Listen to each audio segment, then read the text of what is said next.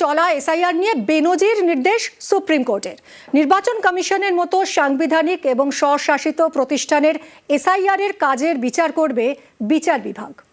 অনেকেই বলছেন এমন নির্দেশ এই প্রথম বেনজির।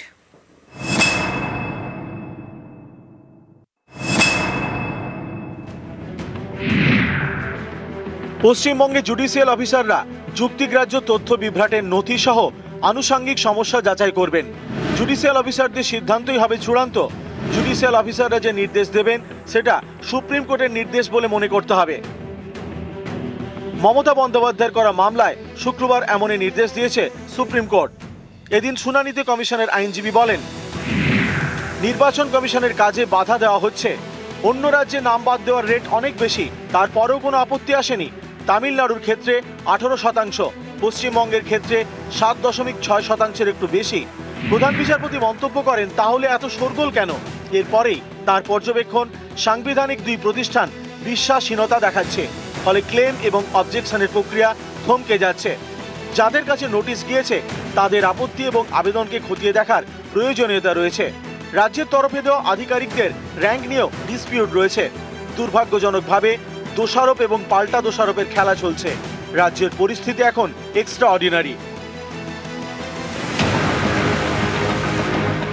এরপরে সুপ্রিম কোর্টের প্রধান বিচারপতি নির্দেশ দেয়,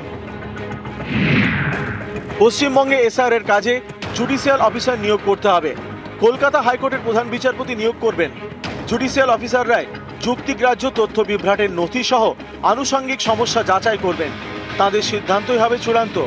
জুডিশিয়াল অফিসারদের সহযোগিতা করবেন ডিইও এবং জেলা পুলিশ সুপাররা। অনেকের মতে কমিশনের কাজের একটা অংশ খতিয়ে দেখবে বিচার বিভাগ। এই নির্দেশ দেওয়া মানে প্রাথমিকভাবে খুঁত খুঁজে পেয়েছে সুপ্রিম কোর্ট। অনেকে এটাও বলছেন, নির্বাচন কমিশন সাংবিধানিক এবং স্বশাসিত প্রতিষ্ঠান, সেই কমিশনের কাজ বিচার বিভাগকে খতিয়ে দেখতে বলা হয়েছে।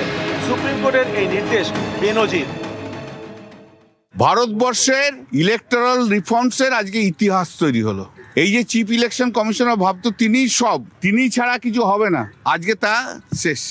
আজকে সুপ্রিম কোর্ট বলল, যা অবজেকশন আছে, chief justice of Calcutta high court তিনি জুডিশিয়াল অফিসার্স অ্যাপয়েন্ট করবেন। 28 ফেব্রুয়ারি পশ্চিমবঙ্গে চূড়ান্ত ভোটার তালিকা প্রকাশ হওয়ার কথা। এই নিয়ে এদিন নির্দেশ দেয় সুপ্রিম কোর্ট।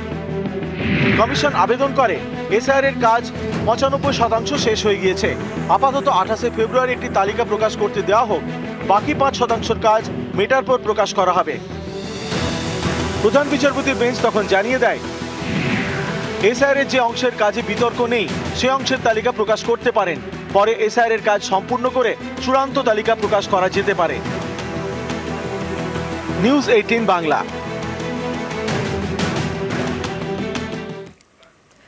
মমতা বন্দ্যোপাধ্যায়ের সওয়ালে সুপ্রিম কোর্টের মান্যতা। রাজ্যে এসআইআর এর কাজে জুডিশিয়াল অফিসার নিয়োগের বেনজির নির্দেশ শীর্ষ আদালতের। জুডিশিয়াল অফিসারদের সিদ্ধান্তই হবে চূড়ান্ত।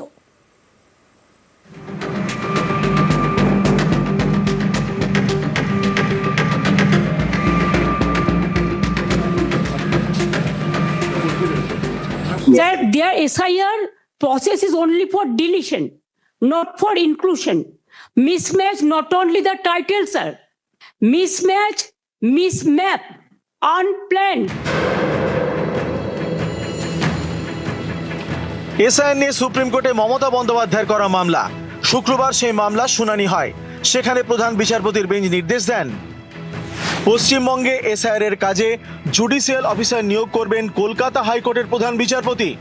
জুডিশিয়াল অফিসাররাই যুক্তিগ্রাহ্য তথ্য বিভ্রাটের নথি সহ আনুষঙ্গিক সমস্যা যাচাই করবেন। জুডিশিয়াল অফিসারদের সিদ্ধান্তই হবে চূড়ান্ত। জুডিশিয়াল অফিসারদের কাজে বাবু কালচার চলবে না। তাদের পরিকাঠামোগত সহায়তা করবেন ডিস্ট্রিক্ট ইলেকটোরাল অফিসার এবং জেলা পুলিশ সুপাররা। ভারতবর্ষের ইলেকটোরাল রিফর্মসের আজকে ইতিহাস তৈরি হলো।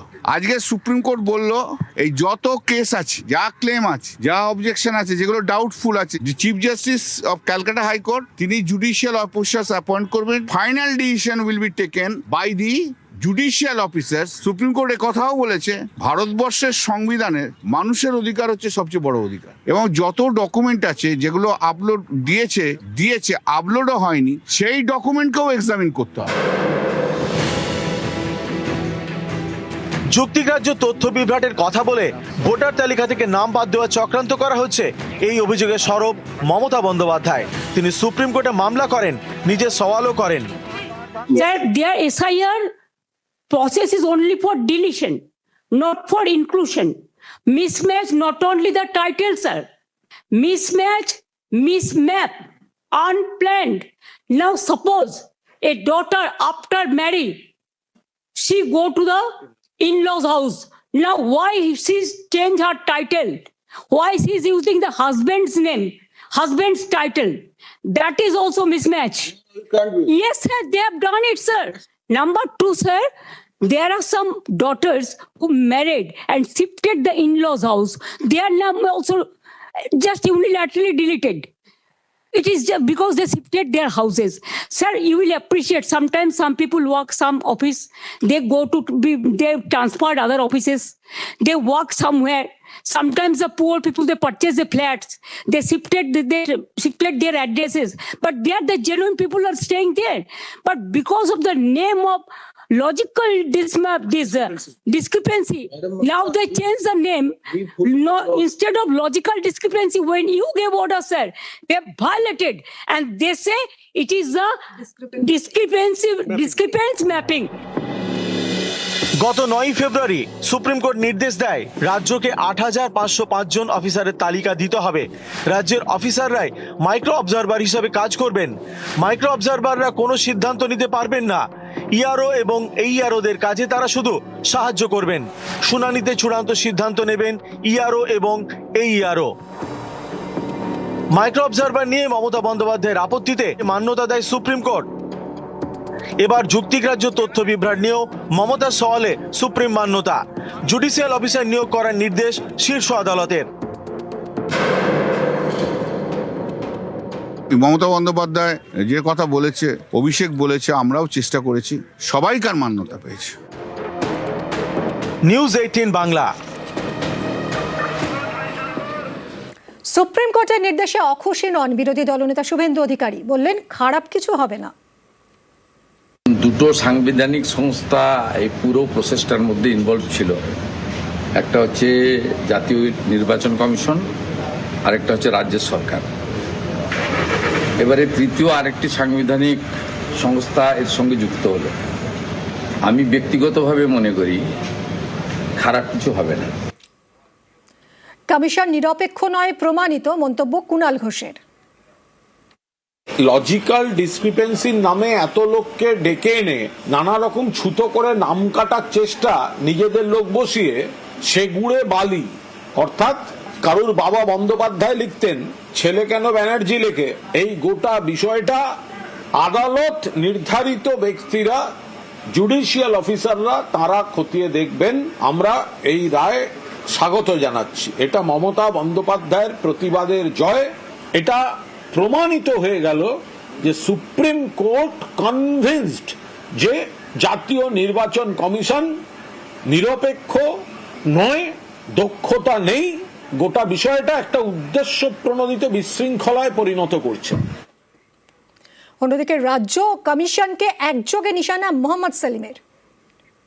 কতটা অপদার্থ সরকার হলে, কেন্দ্র হোক বা রাজ্য হোক, কতটা অপদার্থ ইসিআই এবং সিও হলে বলা হচ্ছে জুডিশিয়াল অফিসিয়ালসকে এঙ্গেজ করা হবে। সুপ্রিম কোর্ট বলছে ট্রাস্ট ডেফিসিট, মানুষের ভরসা উঠে যাচ্ছে। এই যে জুডিশিয়াল ইন্টারভেনশন, কজটা কি? রাজ্য সরকার তার ব্যর্থতা মেনে নিক, সিও দপ্তর তার ব্যর্থতা মেনে নিক, ইসিআই তার ব্যর্থতা মেনে নিক। এমনিতে বললো এটা রুটিন কাজ, রেগুলার কাজ, আগেও হয়েছে, এখনো হচ্ছে, কিন্তু সেটা করতে গিয়ে কিরকম পদে পদে একদিকে ট্রমা, অন্যদিকে হোঁচট। সময় পিছোতে গিয়ে রাজ্য সরকারের মেয়াদি না ফুরিয়ে যায়, প্রতিক্রিয়া অধীর চৌধুরীর। নির্দিষ্ট সময়ের মধ্যে ভোট করতে হবে, ভোট করার আগে প্রচারের সময় দিতে হবে, তার আগে ভোটার তালিকা প্রকাশ করতে হবে। এরকম যদি চলতে থাকে, এমন না হয় যে ভোটের সময় যেটা এক্সপায়ারি এই সরকারের, সেটাই না পার হয়ে